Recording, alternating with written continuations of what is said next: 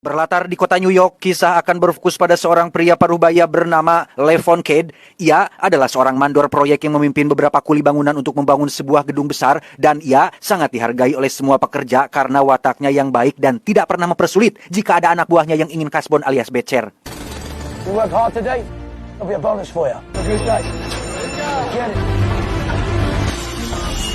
Selesai briefing dengan anak buahnya, Levon pun mendatangi kantor vendor atau orang yang mendanai proyek ini untuk memberikan laporan. Dia bernama Joe Garcia, sang majikan yang mendanai proyek ini. Tak sendiri, Joe dibantu oleh istri dan anak perempuannya yang bernama Jenny. Ini parasnya, sehingga bisa dibilang bisnisnya adalah bisnis keluarga yang sudah bertahun-tahun ia bangun dengan susah payah. Mika. I don't need it. Just give her what she wants. No, Mom. Nobody's arguing that. Saat itulah muncul dua orang debt collector yang bermaksud menagih utang pada salah satu pekerja di sana, di mana si pekerja dipukuli oleh kedua debt collector tersebut sehingga Levon yang melihatnya pun tidak bisa tinggal diam, dan inilah yang dia lakukan.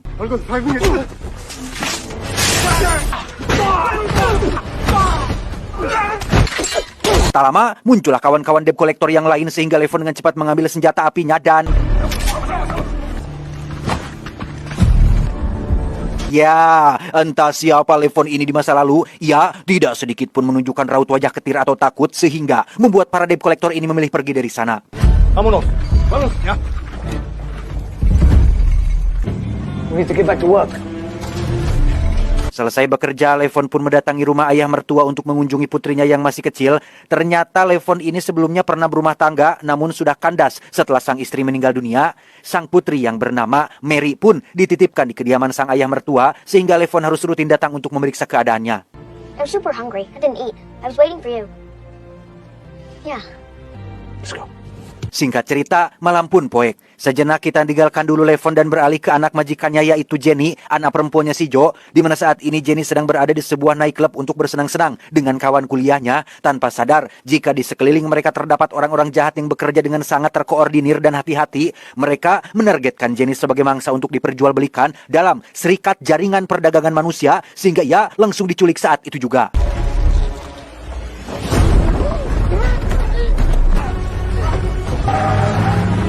Keesokan paginya ketika Levon baru tiba di tempat kerja, ia melihat beberapa polisi yang baru keluar dari kantor majikannya, yang ternyata Joe dan istrinya sudah mengetahui akan hilangnya putri kesayangan mereka, dan karena aparat kepolisian tidak bisa diandalkan, Joe dan sang istri pun meminta bantuan Levon untuk temukan Jenny secepatnya. Police captain in Philly, and she says they don't work these cases.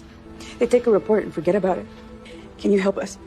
I can keep this side running smoothly. Bukan tanpa alasan, Joe meminta bantuan dari Levon, karena ternyata Levon ini adalah seorang mantan tentara penerjun payung yang sudah 5 tahun pensiun dari kemiliteran. Bukan tentara biasa, Levon diketahui adalah salah satu prajurit terbaik yang sering terlibat di zona perang, sehingga Joe menawarkan seluruh uang tabungan yang dimilikinya, asalkan Levon mau mencari di mana Jenny putrinya. Take it. We have another 20 for expenses. Come on, just take it. I'm sorry. It's not who I am anymore. Setelah menolak permintaan Joe, Levon pun pergi ke sebuah hutan untuk menemui salah satu kawan tentaranya yang diketahui suka hidup menyendiri. Dia bernama Gani, nama lengkapnya Abdul Gani. Levon pun curhat terkait apa yang terjadi kepada Jenny termasuk permintaan Joe yang membutuhkan bantuannya. Alasan Levon menolak permintaannya adalah ia tidak ingin kembali menjadi sosok yang dulu, karena sebab Levon pensiun dari dunia militer adalah dia terlalu brutal dalam setiap aksinya dan tak pernah memberi ampun pada setiap musuh-musuh yang dihadapinya. You better go full on, no half measures, but you do. Gotta help them.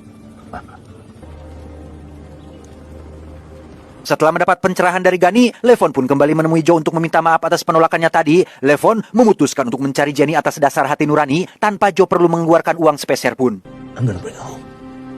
I promise.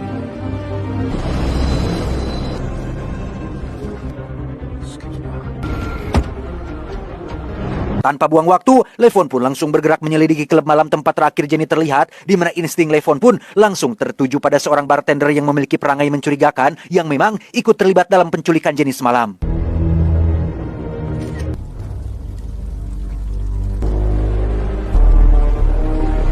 Menggunakan alat pelacak kecil yang ditempel pada mobil si bartender, Levon pun bisa langsung mengetahui di mana lokasi rumah pribadinya. Ia langsung datang ke sana tanpa assalamualaikum dan... Hello, Johnny. See you wins.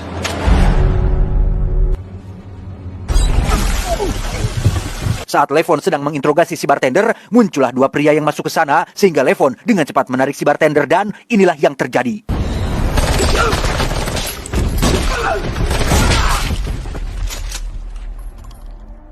Setelah si bartender dan dua kawannya mati, Levon pun baru menyadari jika mereka adalah anggota dari kelompok gangster Rusia yang memang sering terlibat kejahatan berat. Karena tidak mendapat petunjuk apapun dari si bartender, Levon pun memutuskan untuk mengawasi kediamannya, berharap akan ada orang yang datang.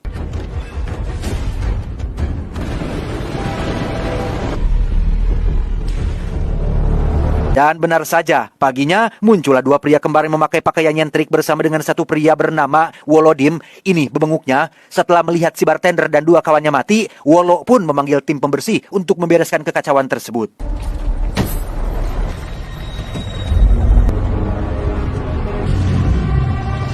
Saat si kembar dan Wolo pergi, Levon pun diam-diam mengikuti mobil mereka dari belakang hingga membawanya ke sebuah rumah mewah di pinggiran kota yang merupakan rumah kediaman milik si Wolo tersebut.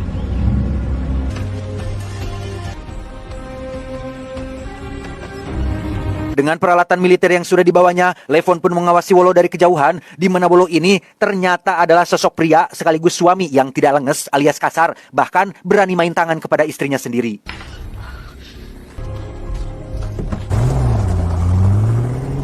Tak lama setelah si istri pergi, Levon pun tanpa ragu langsung masuk dan menemui Wolo secara langsung sampai akhirnya...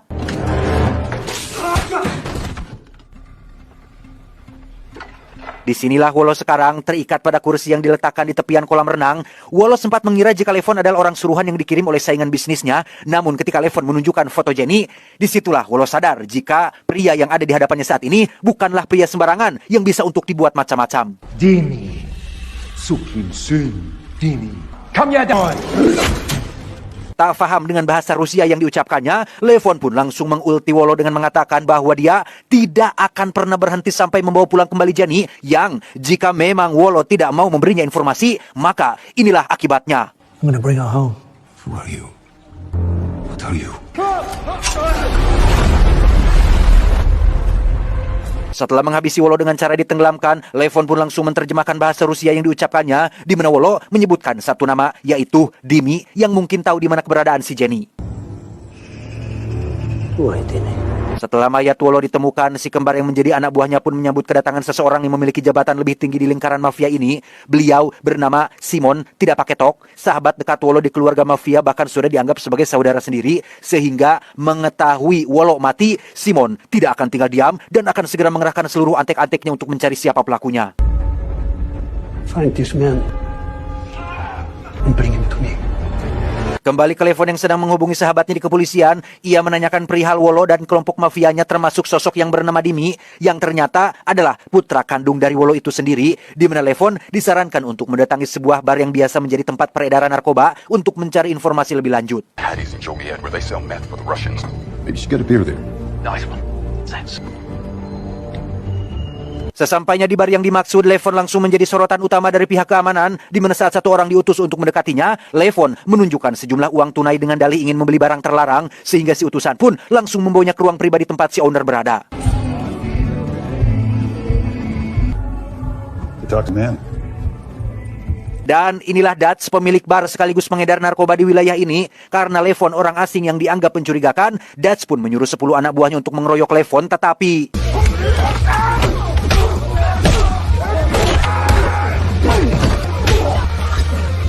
Enough! Melihat Levon bukan pria sembarangan, Dutch pun akhirnya memberikan respect dengan mau menerima kedatangannya, di mana Levon langsung mengutarakan keinginannya untuk membeli barang terlarang dalam jumlah besar, padahal itu hanyalah trik agar bisa bertemu dengan seseorang yang punya jabatan lebih tinggi. There's a pancake house.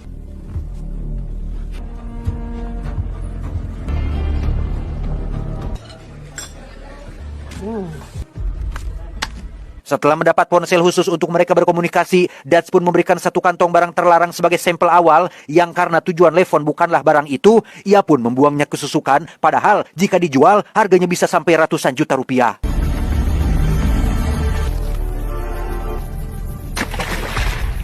Sejenak kita tinggalkan dulu Levon dan beralih kepada Jenny yang sedang disekap di suatu tempat, di mana kita akan berkenalan dengan dua orang yang mengurusi bisnis perdagangan manusia. Ada Artemis dan pacarnya Ivan. Mereka berdua adalah pasangan kekasih yang sama-sama jahat dan olokejo. Kebetulan ada seorang pengusaha yang ingin mencicipi barang baru, sehingga Artemis dan Ivan pun langsung membawa Jenny dalam sebuah koper hitam.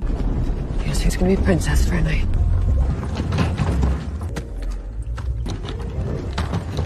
Tak lama, si pengusaha pun teriak kesakitan setelah Jenny menggigitnya sampai berdarah, sehingga Artemis dan Ivan pun langsung membawanya pulang kembali ke markas. Kembali ke Levon yang dihubungi oleh Dutch untuk diajak bertemu langsung dengan sang bos besar alias bandar sesungguhnya, di mana Levon diminta untuk mengenakan jas yang rapi karena orang yang akan ditemuinya adalah orang besar yang punya jabatan tinggi. I don't have a suit. Shit, you go tomorrow. Meski hardang dan tidak nyaman, Levon pun rela mengenakan jas rapi demi bisa menemui sosok sang bos besar yang setibanya di lokasi, terdapat beberapa penjaga bersenjata yang sepertinya orang yang akan Levon temui memang adalah seseorang yang sangat penting sekali.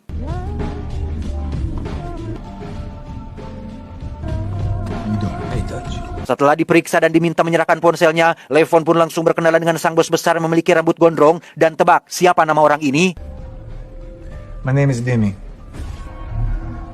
Ya, inilah Dimi, orang yang sedang Levon cari alias putra kandungnya si Wolo. Setelah memeriksa seluruh catatan dan riwayat kehidupannya, Dimi akhirnya percaya dengan Levon dan bersedia untuk memasok barang dalam jumlah besar.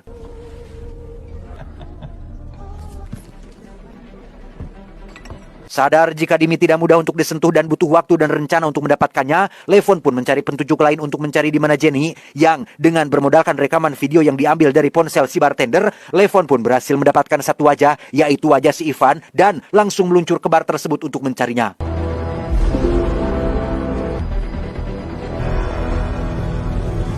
Setibanya di bar, Levon yang sudah meretas alat komunikasi operator pun langsung menyadari jika dirinya sedang diburu, sehingga ia dengan cepat merebut sebuah sepeda motor dan aksi kejar-kejaran pun tak terhindarkan lagi.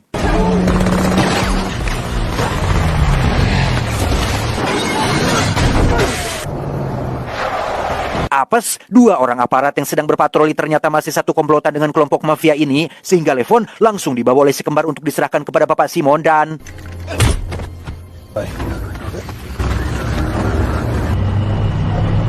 Dan jika si kembar merasa hebat sudah berhasil menangkap Levon, mereka sudah salah besar. Karena dengan setelah nyentrik mereka yang ceringe dan pigelehen, itu tak cukup untuk membantu mereka dari kemarahan sang mamang Levon, sehingga...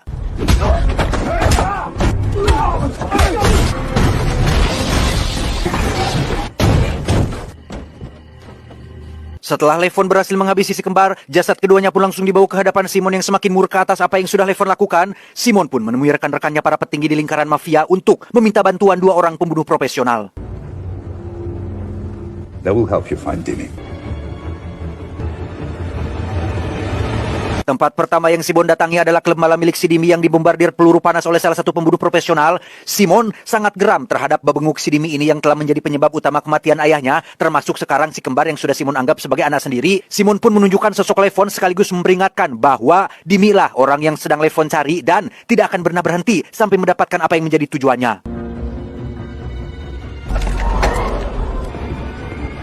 Karena Dimi dianggap tidak becus dalam membereskan masalah, dua pembunuh bayaran ini pun langsung menemui seorang peretas untuk men-tracking identitas Levon hingga didapatkanlah alamat rumah ayah mertuanya.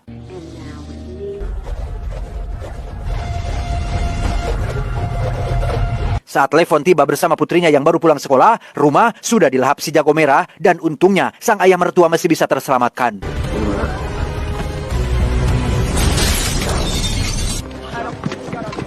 Menyadari keluarganya ikut dilibatkan, Levon pun membawa ayah mertua dan putrinya ke kediaman si Gani untuk dititipkan di sana, sekaligus meminta sedikit bantuan berupa senjata api untuk melakukan aksi terakhir demi mengakhiri masalah ini. Can I come? Love you. Di saat yang sama di tempat lain, Jenny sedang dibawa oleh Artemis dan Ivan ke dalam hutan untuk dieksekusi, di mana Jenny sempat memberontak yang mengakibatkan mobil tikus ruk dan...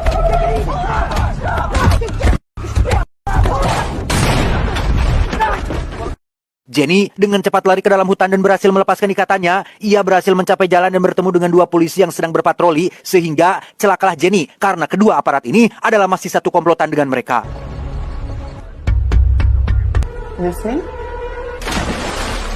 Saat Jenny akan dieksekusi, muncullah telepon dari pengusaha yang ingin berkencan kembali dengan Jenny, sehingga Artemis dan Ivan pun membatalkan niat mereka dan akan mengantar Jenny ke tempat si pengusaha.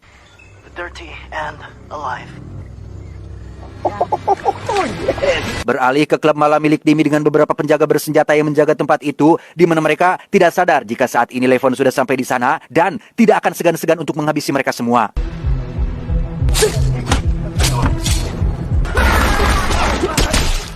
Figured that. Setelah semua penjaga tewas, Levon langsung menghampiri Dimi yang sudah tak berdaya. Levon meminta Dimi untuk tunjukkan di mana Jenny berada, maka nyawanya akan diampuni. Mungkin. It's out on 57. Let's go. She's in there. Setibanya di lokasi tempat Jenny disekap, Levon menyuruh Dimi untuk keluar dari dalam mobil. Dimi masih bertanya-tanya kenapa Levon sampai segitunya membela seorang gadis yang bahkan tidak punya hubungan apa-apa dengannya. Dan tebak, apa jawaban Levon? You have a daughter? No. Then you won't understand. Setelah Dimi mati, Dutch dan pasukan pun baru mendapat kabar terkait Levon yang sudah membantai setengah lusin anak buah Dimi. Sadar jika dirinya juga akan diburu, Dutch dan pasukan pun langsung bersiap menuju lokasi tempat Jenny disekap untuk memburu Levon lebih dulu.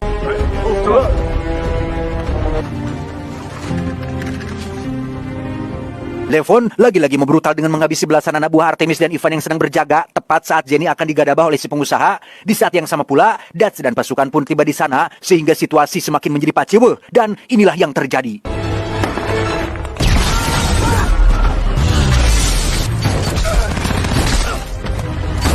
Selesai dengan para kroco, kini saatnya Levon harus menghadapi Dutch yang sama-sama mantan tentara. Namun dengan kepala botak, badan besar, dan kulit eksotisnya, Dutch tidak cukup kuat untuk menghadapi seseorang yang sangat tangguh seperti Mamang Levon ini.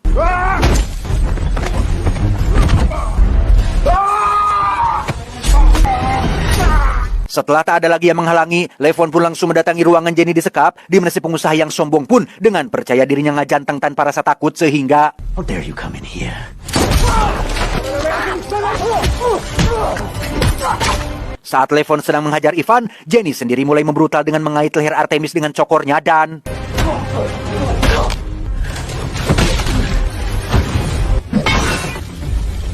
Ketegangan belumlah selesai karena masih ada dua pembunuh bayaran utusan Simon yang baru datang. Berbeda dengan musuh sebelumnya, dua pembunuh ini benar-benar gila dengan menembak ke segala arah. Namun Levon punya cara tersendiri untuk mengatasinya, yaitu...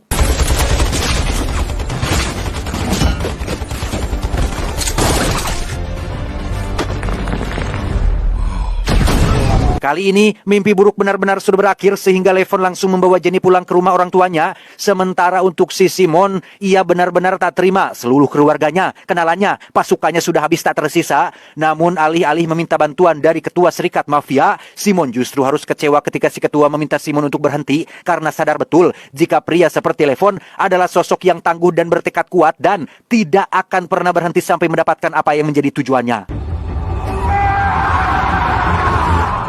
Berkat Levon, Jenny akhirnya bisa berkumpul lagi dengan kedua orang tuanya. Selesai dengan itu, Levon pun pergi ke rumah Gani untuk memeriksa keadaan putrinya. Dan setelah ini, entah akan jadi apa lagi Mamang Jason kita satu ini. Jadi peternak lebah brutal sudah. Jadi mandor proyek brutal juga sudah. Next, apalagi ya? Kita tunggu saja, guys. Hehehe, dadah.